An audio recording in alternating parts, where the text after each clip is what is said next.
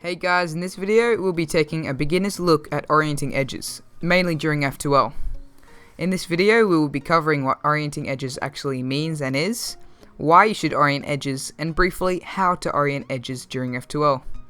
So, orienting edges, what do you think of it when you hear it? Doing OLL?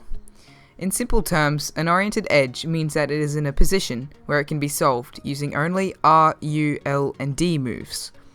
Here it can be. Here it can't, for example. But I'll get to more about that soon.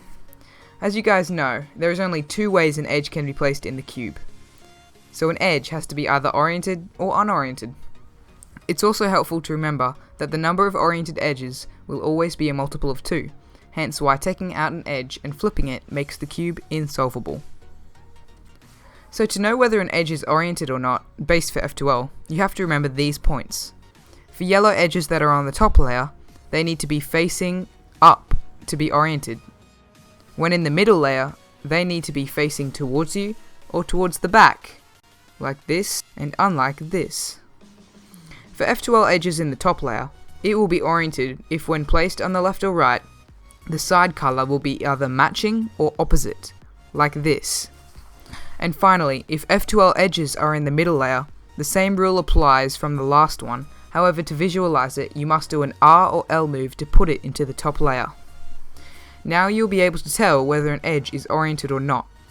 But be careful, rotating the cube will change some of the edge's states. So, why do you need to orient edges? What does that do? Well, unless you haven't already realized, this means that you'll never have to rotate the cube during F2L and have all the good cases required for it.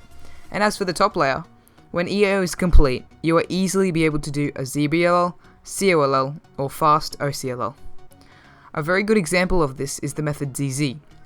ZZ solvers have almost no rotations in their solves because of the oriented edges that are done in the beginning. So, you know what oriented edges can do for you.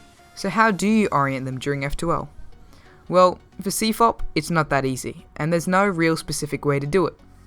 So to orient edges, you need to use alternate F2L algs and tricks that have an influence on EO. Some examples will make this clear. These two cubes have the same F2L case, but depending on their EO, I would solve them differently. For example, this case. And this case. Both solved EO. Here is another example where I would solve them differently. This one. And this one. These all have edge orientation. In conclusion, oriented edges makes for a much better flowing solve, with usually fewer moves. However, the catch for this in CFOP is that it cannot always be done. So if someone shows you a new way to do an F2L case, but you already know how to solve the case, learn it, because it may have a different influence on EO, and therefore you can use them interchangeably in solves. If you would like to know more about this topic, Felix Zemdegs has made a video talking about this in depth. A link to his video will be in the description. See you next time, guys.